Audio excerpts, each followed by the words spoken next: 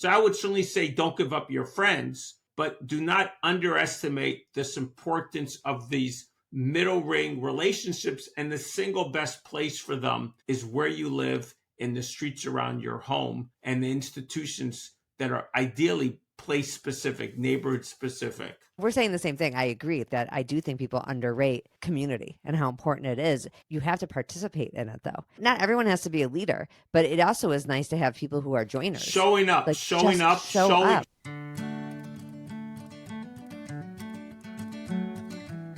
Welcome to Dear Nina, Conversations About Friendship. I'm your host, Nina Badson. I've been writing about friendship for over 10 years, and I also have a lot I like to talk about in terms of community. But I don't spend as much time on the community side of friendship because they're different, actually, and we get into that in this episode. I have a really fascinating guest today. Seth Kaplan is a leading expert on fragile states, societies, and communities, and he is the author of Fragile Neighborhoods, Repairing American Society, One Zip Code at a Time. He is a lecturer at Johns Hopkins. He's a consultant to organizations such as the World Bank, U.S. State Department, United States Institute of Peace. He's done a lot of really interesting things all over the world and within the U.S. His book is really fascinating. I will have that linked as well. I highly recommend it for having a real understanding of what a fragile state means, both like in a country and in a neighborhood. Seth really says it better than I do, so we're going to get to him in just a moment. I just hope that this episode makes you think about your neighborhood, other people's neighborhoods. Here he is, Seth Kaplan, author of Fragile Neighborhoods.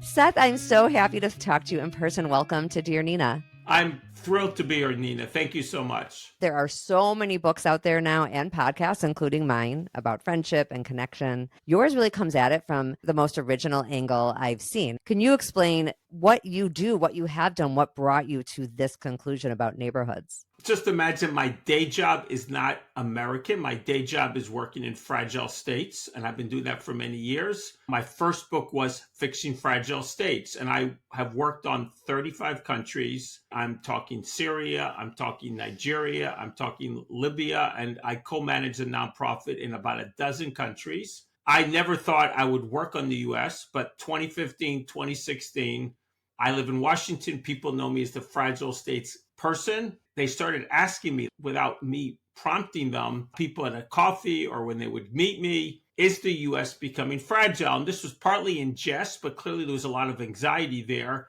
And when this happened once, I didn't think too much about it. But when it happened 7 or 8 times over some months, I'm saying, this is a signal. This is something I need to explore more. And so then I spent several years reading a lot, traveling a lot, do what I would do for any new country, take a journey, because I don't believe you know a country just from books and hotels and meetings. You got to get out there and see the country, understand the country. I did that. Since my lens, what always makes my work different than most people is that I focus on social dynamics. I focus on relationships. Someone looks at a country and says, what is the policy that they need to do? I look at a country and say, what is the health of their relationships? And the stronger the social health, the stronger the relationships in a country, the more likely that country will solve its problems, address challenges, and get on the right trajectory. So when people ask me about the US and I started to explore it, my immediate lens was relationships. And then we can discuss how I got from there to neighborhoods if you want. Yeah, let's do it. Let's just keep going. I think when I first started, I literally organized a social capital group. I had people come together in Washington, D.C. This, of course, is where I'm based. People from think tanks and other things. Eventually started bringing people from around the country. The lesson that I learned was if you're asking what is wrong with the U.S. politically, and then we're talking about, well, politics, but then you're also looking problems of trust, problems of polarization. We have a lot of other social problems. We have people dying from drug overdose, 100,000 a year. We have mental health. We have depression.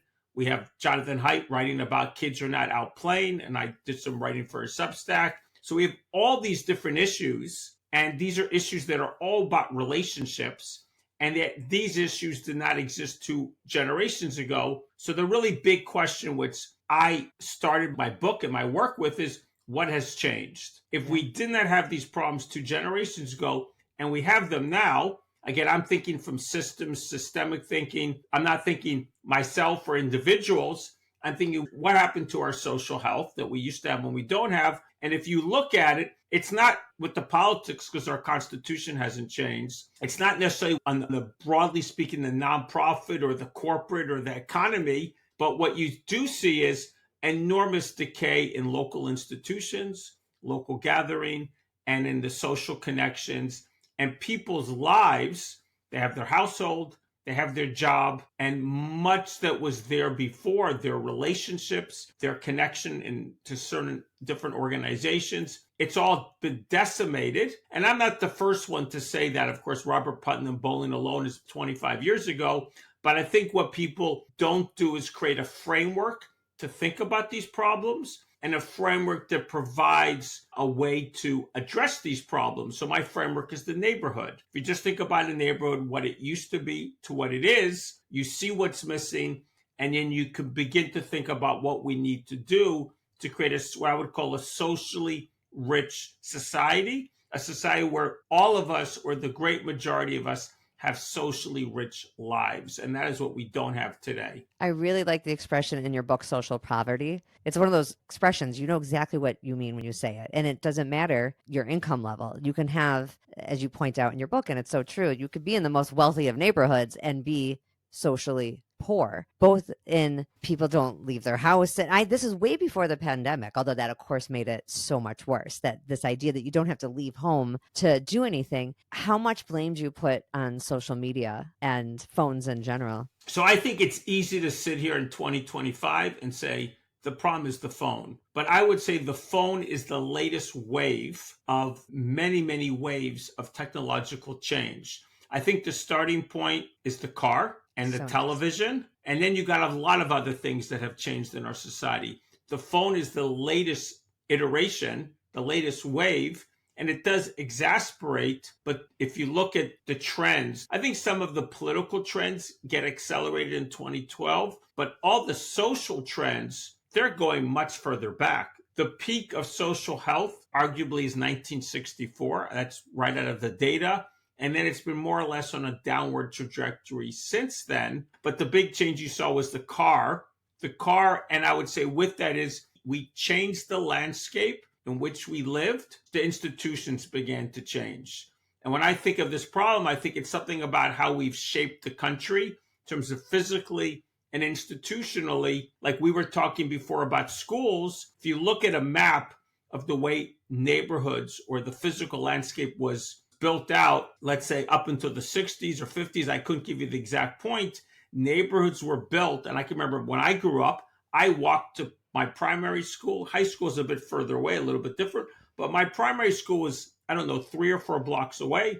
Everybody walked. It literally had this very important, like a center point of the neighborhood, and everything was built around it. We played with each other on the block. We had some relationships with our teachers and everything. Most of that is not the same today. You don't walk to shop. You don't walk to school. Wherever you go to your house of worship, everything has been changed. So all those local institutions, they're not everywhere gone, but they're gone in a lot of places. I definitely walked to school also. What Seth's referring to is before we started recording, we talked a little bit about the different schools my 4 kids have gone to and different education systems. One thing I did not tell you, and I'm curious what you think about it, I want to tell you something about Minnesota. In Minnesota, they have open enrollments for public school. So you can live anywhere you want. You can go to any public school if that school has space for you. And then, of course, there's the caveat, you have to be able to get your kid there. It technically is supposed to help you not be sort of trapped with no choices, but if you can't physically get there,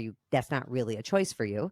So I can see how it can improve and give people options of schools. On the other hand, it's pretty common to have kids in a neighborhood going to all kinds of schools, not just private schools, let's say, but public schools all over the place. Then you also go to that school perhaps, and you might make a bunch of friends who don't live anywhere near you, which was probably just not something that was common. I don't know if any other states do this. I don't think people, so the thing is, obviously there's trade-offs. If you're trying to give people choice, if you're trying to create some competition in education, if we're trying to help families that live in a neighborhood with not a very good school, we can think of that as a good policy choice.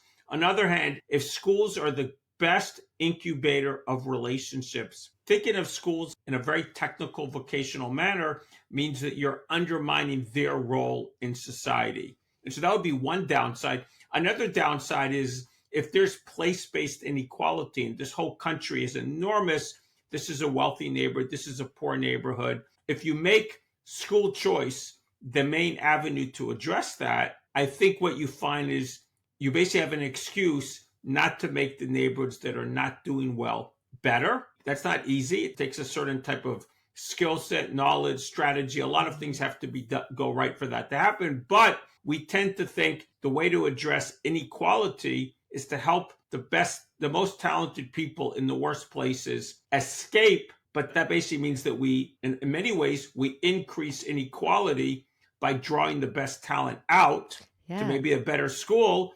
And then the people left behind end up with not the very good school and not the very good environment in the neighborhood. And we have an excuse not to fix those problems. And that, I think, is what we see happening in so many ways, not only through the schools. Well, how else do you see it other than in schools? Well, just think about when we think about how we help even someone who's not doing well. We offer them opportunity, and that opportunity is it's not only about the kids. If you're a young adult and some program helps you get a new job, the whole concept of success in our country is about getting out. That's like the concept. So it's not only the kids, it's any talented person. I mean, it works at a neighborhood level. I think it also works at a larger level, because this is why we have many parts of our country. You live in Minnesota. Minnesota has done relatively well, but think about how many parts of our country we basically drained talent from these places. There are reasons why people would leave, but because we tend to concentrate opportunity, concentrate the best institutions, schools, a lot of places get left behind. Yeah, I can see that. It's so depressing a little bit when you really think about the enormity of the problem. It's so hard. It's so hard. I mean, we're talking about so many different issues laying on top of each other. But the key thing is there's great differences. I mean, when I talk about neighborhoods, I really talk about two problems. One is place-based inequality, and two, disconnection. And in some ways, they're the same problem, because disconnection, you're materially well off in your neighborhood, and your problem is social poverty. That's relatively easy. But you can think of economic poverty as partly a product of disconnection. Weak institutions, there's not businesses in your neighborhood, there's not institutions like schools that are strong enough to lift you up. Could be problems of families or interfamily, weak social capital between families. And all of those are also institutions and problems of disconnection. So if you think of disconnection more broadly than we typically do, you can argue that many, even economic problems are a product of disconnection. No, I see that. And you wrote something in one of your After Babel pieces for Jonathan Haidt's Substack that made me feel like, okay, we can maybe offer my listeners something. And you wrote, the social changes that have affected neighborhood communities here in the U.S. are significant, but not insurmountable. So that moves us to maybe the hope, because in your book too, I know you address some things that can be done. That's a big question, but what are some of the things you find yourself suggesting to the individual, to, somebody's listening to this and they're like, okay, I agree. I don't really know my neighbors. I don't feel like any connection to where I live at all. Like, what can that person do? So we can think about this for individuals. We can think about this in terms of the larger. For individuals, again, if we're talking about bringing people together and increasing our, let's say, neighborhood social wealth, let's suppose that's our goal. I would say the easiest thing to do is find another person or two and organize something. I mean, a block party, that's not a tall lift. Or you yourself can go and say, there's an exercise I see that you look at the 8 doors near you. Maybe it's a couple of doors to your side, a couple of doors across the street. There's 8 doors, or you could think 6 doors. Do you know who's behind those doors? Can you yourself go over, whether it's informally on the street or knock on the door or something? So you can either, as an individual, go meet people, or as an individual, you could find a couple of people in your neighborhood and maybe you co-organize something. I do think if it's just beyond your immediate neighbors, it really helps to have an ally and work with someone, partly because you're building a relationship with that person, but also it seems so much less daunting. So that's one. 2, you can look for a local institution and you can think, is there a volunteer opportunity? can I reach out to them and say, I like what you do, or could we do something related to your mission that would be good for the neighborhood? Can we have a gathering? So many organizations exist and they're very siloed. Very simply, you could be like a food pantry, but you could also be a food pantry that built community. I visited one of these in North Carolina a few months ago.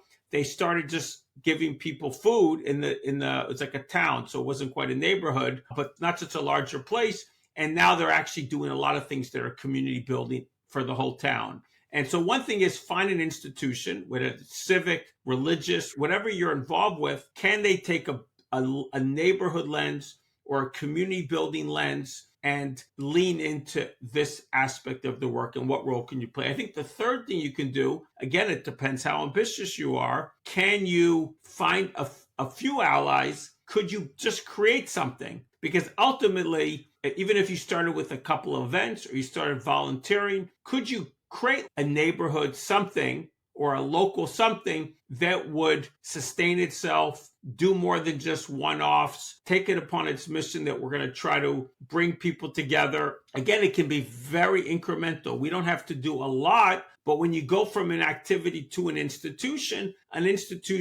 has a staying power, tends to have a little bit more ambition. So even if you start it may not even be formal, but let's suppose we are the neighborhood whatever, then you start doing things once, then maybe becomes every few months, then it becomes our mission is to bring people together. So I will say that is the most ambitious. And yet, if you did it slowly, it would not be too ambitious. I had brought it to individual, but I think you were still really thinking bigger answers. I think bigger because my work is mostly not with individuals. My work is mostly countries, societies. Yeah. So I'm thinking if you're the city, there are cities, for example, Boston has again, it's not a big budget. It's an office of only a couple of people, maybe. They literally have a program to build social connection in place. And what that means is typically small grant programs and then some events. For example, they had something on block parties. They had something last year around Halloween, which is what typically one of the few holidays in which people actually go out and about. So how could Halloween be celebrated in a way that would bring neighbors together? And so they basically gave small grants. And some cities are more ambitious. Edmonton literally has an office with 4 people that basically took over what one individual had done at one point. And that he actually works for the city now. He started on his own. Basically social connections. So they have block leaders. They have neighborhood connectors. Wow. And they try to systematically have people across the city that they try to activate. Again, it's all volunteer except for the city officials, but the idea is to activate what we might call neighborhood or social animators. And I use the word animate on purpose. I don't think we use it this way. Neighborhood activators or animators who try to bring people together. So there's many things cities can do. California has I think a 2-year program to try to get people to volunteer in place. Also a way to connect people. If you're thinking about inequality, Atlanta has the most neighborhood-centric effort to try to address inequality. Atlanta is special because it's had many neighborhood revitalization efforts, and it spawned a specific organization that works on this issue in many parts of the country. I think there are about 25 neighborhoods. But the city itself has an initiative under the current mayor to look at 6 neighborhoods. They very strategically chose the 6. And they are systematically working to turn neighborhoods that are failing. I mean, this is economically, socially, literally there's decay, empty lots, and abandoned properties in these neighborhoods to turn these neighborhoods around. Cities, states, there's a lot of things you can do at a policy level that makes a difference. And we're not even talking about the underlying systemic reason we're being drawn apart from each other, but at least this gives you some very practical things that could be done in the short term. It's such a good reminder who your local people are. That's who you should pay the most attention to. Your Yes. local, hyper local, the people who can help where you live now, not always so high level. When I walk around my neighborhood, there's hundreds of people. I may not know them well. I have a sense of joy. I feel like there's a security or a safety blanket wrapped around me when I'm in my neighborhood. So it just changes my whole outlook on life because I'm in this space. My street is 2 blocks long. I'm at 910 and I can think of a woman down the street. I think not many people would notice her. She's not very talkative. I see her knocking on doors of people living alone.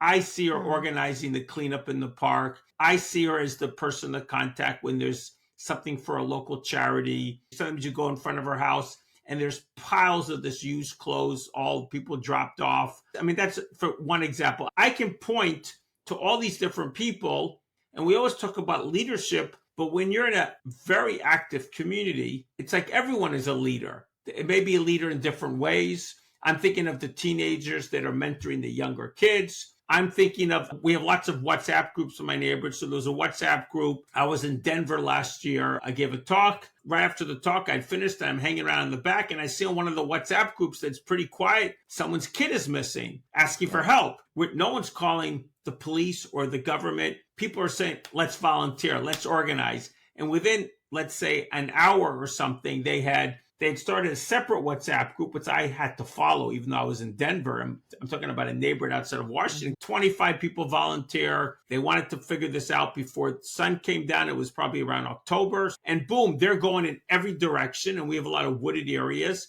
Within 90 minutes of starting the search, they had found the kid. And then everyone's on the chat. Someone picked me up. I went through the woods and I'm in the next neighborhood. The whole thing is over like start to finish in 3 hours. For me, it was like a microcosm of living in a neighborhood in which there's a security or safety blanket. They're just motivated. It's the norm to stand up and do something. And it's the norm to know your neighbors. You have peace of mind. Everyone is involved in everyone else's life, sort of, not in a negative way. If you don't want to engage, you don't have to engage, but it's really transformational in terms of your outlook, in terms of your social life. In some ways, be free because your kids can be more free. You can depend upon other people. I'm going away. Can somebody come and check my house? It's just hard to describe unless you're in the middle of it, to be honest. It's something to aspire to. And I really try to talk a lot on my show about the difference between community and friendship.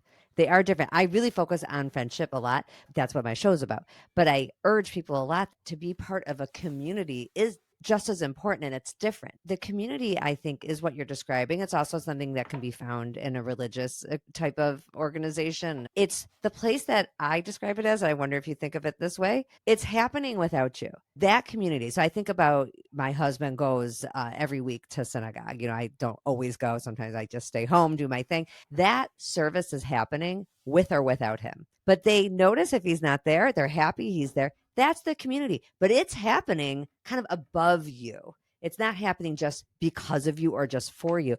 And I think it's very important to be part of things like that. And it doesn't have to be religious. The neighborhood is kind of like that too. If you move, that neighborhood is still functioning. They're still going to have the WhatsApp group. It's like being part of something that functions successfully and well, whether you're in it or not as an individual, but it still helps you because you feel more fulfilled. You feel like you matter.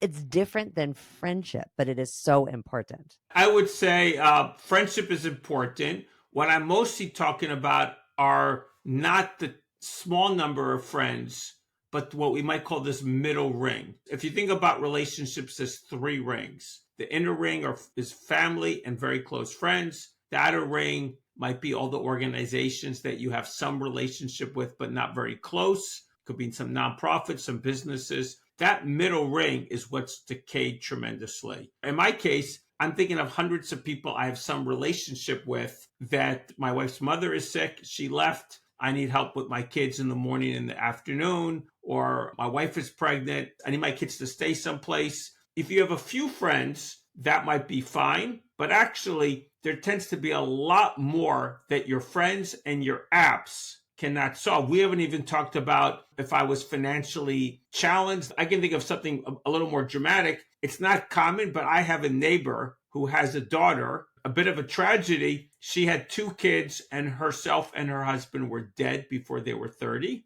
And the grandparents, which are not young, are raising the kids. they could never manage it practically or financially if there wasn't a swarm of people around them, helping them. Think of the lost child. Your friends would not have found that lost child, Right. but I your agree. community would. And there's Mm-hmm. lots of things like that. I'll also add that if you look at the data, proximity to a relationship affects the emotional impact. Of course, if something happened to your friend, you're going to feel it. But in terms of someone who's physically close to you versus someone who's physically distant to you, the impact, for example, on your happiness, the translation of happiness, it happens more consistently or to a greater extent when someone is physically close to you, even if you didn't meet the person, but you heard they were happy or you heard that something happened to them. The emotion, there's so many aspects of this. So I would certainly say don't give up your friends, but do not underestimate this importance of these middle ring relationships. And the single best place for them is where you live, in the streets around your home, and the institutions that are ideally place specific, neighborhood specific. That's so well said. We're saying the same thing. I agree that I do think people underrate community and how important it is. You have to participate in it, though. Not everyone has to be a leader, but it also is nice to have people who are joiners. Showing up. Showing up. I mean, I'm on the board of one of these organizations. I'm a bit antisocial, to be honest. I don't like going to just sit there and talk and talk and talk. Some people love to just show up, and my neighborhood is amazing. I literally could have something I would go to because there's a class or there's an event. There's a lot going on, and there's stuff for my kids at their specific age. They only have to go a few blocks. We might drive, we might walk. This is the suburbs. It's their classmates. It's an event for their age, more or less. My daughter likes to go to something that's every couple of weeks for, she's in seventh and eighth graders show up. It's only like an hour plus, and it's a joy for them. It's a joy for myself to see her participate. And she has a much richer social life than if went to a school and had no neighbors, or that the main medium of exchange was the phone. And I think that's what so many kids are lacking. So I would just say that none of that is possible if you don't have relationships, you don't have those local organizations. I want to end with just, I'm curious, the feedback you've gotten from the book. I mean, it's been out a while now, and I know you are a prolific writer elsewhere. It seems like what could anyone possibly argue with? But I'm sure, because the internet is at the place it is, are people resistant to this idea at all?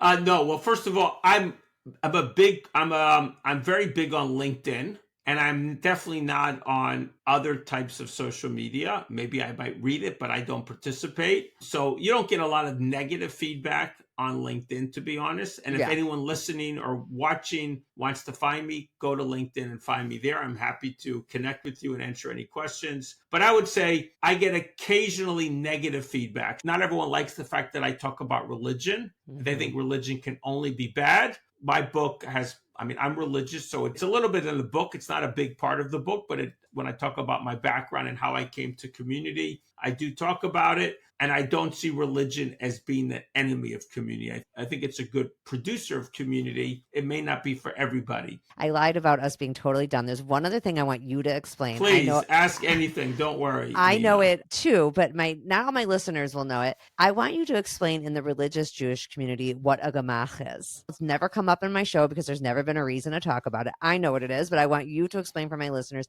And it is the most beautiful, I think. It doesn't have to be neighborhood based, but I think usually it is. How would you explain it in your words? First of all, I would say it comes in different forms, but I would say the form that I'm most familiar with it is, in my neighborhood, we have like a toy gemach, and then we might have children's clothes gemach. I don't know how many of them are, and it doesn't have to be formal, but it does help. Our backup stroller is a used stroller. Some of my kids' clothes come from neighbors. I don't think that comes from the gemach.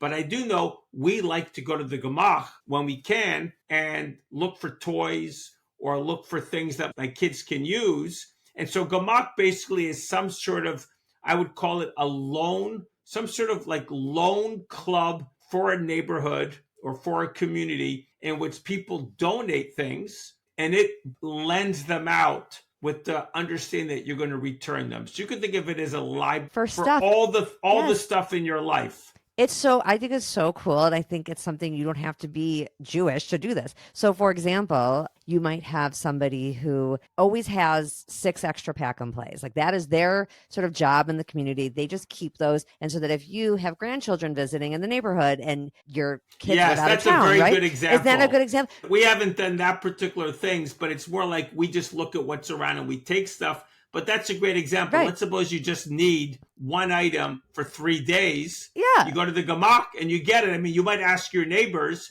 but here's an institution, maybe not formal, but an informal institution. It's like an informal institution.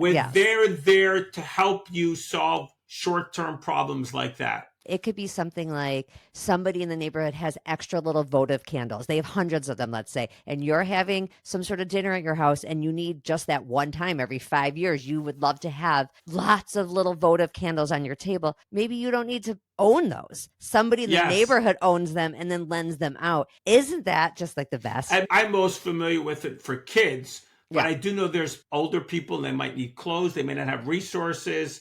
I think you could have chairs. I've heard of chairs. I've heard of tables, stuff like that. You have a lot of guests coming or you're doing something in your backyard. And so just think about all the things you have around your house. I mean, there's not a house gemach. No one's going to lend you a house, I don't think. But everything in your house, usually if you're in a large enough community, it doesn't have to be too large. You got them available someplace. It's a beautiful community concept that chairs is just a wonderful one. Every single person in the neighborhood doesn't need to have 50 extra chairs. If a couple people in the neighborhood would be willing to have a lot of chairs, and they are the ones who will store it. You may not know who those are, but you'll know the gemach. So it's like an intermediary that brings those things together, and all you got to do is know there's a list somewhere of all the different gemach, and then you just have to call them up and see what's there for you. I wanted people to hear about that. I love all these. What I find in, you could say it's my Jewish world because we're very communitarian, but I do think in any strong community, what you have is all these what we might call micro institutions. They're there to support people. They're not doing for you, they're doing with you. And that's what I think life was like until relatively recently. One of the things that's changed is nonprofits are doing to you in a transaction, and here you're doing with each other. So a gemach is a great idea, how we work with each other, we do with each other, we support each other. It bolsters relationships, solves practical problems. You could argue it's a good representative of what community is. And the possibilities. Yes.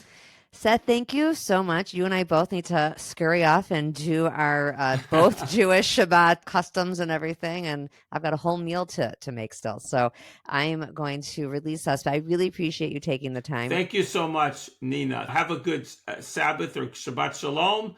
I hope you make it in time. I don't know how many. You do have an extra hour. Yes, compared to you are the one. You're going to be more in a rush than me. 2.5 hours. I have 2.5 hours. Well, thank you. And I hope we will connect again in the future. Thank you so much. And thank you, everyone. Please take care. Thank you all for being here with me today. It was really cool for me to talk to Seth. It's one of the best parts about having a podcast is reading things that interest me and then reaching out to the author and inviting them to come on and talk to me more about it, about the parts that I think my listeners would find interesting. So hopefully you took something away from this episode that might be able to help you in your own neighborhood or help you think about where you might want to live one day if you are ever moving. It's something to consider. How does your neighborhood function? Like Seth and I discussed, it is different than friendship on the individual basis. We really were talking about something different today. I invite you to join me next week. I'll see you also in between episodes on my Substack at dearnina.substack.com. That's where I usually say something a little extra about the episode. The way it works is I usually put the episode out and then it gives me some time to think about it after, and then I write the newsletter. So there's usually something a little different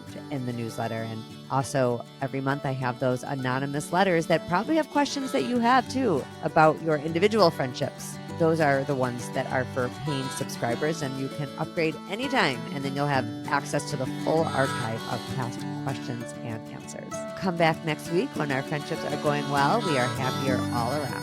Thanks. Bye.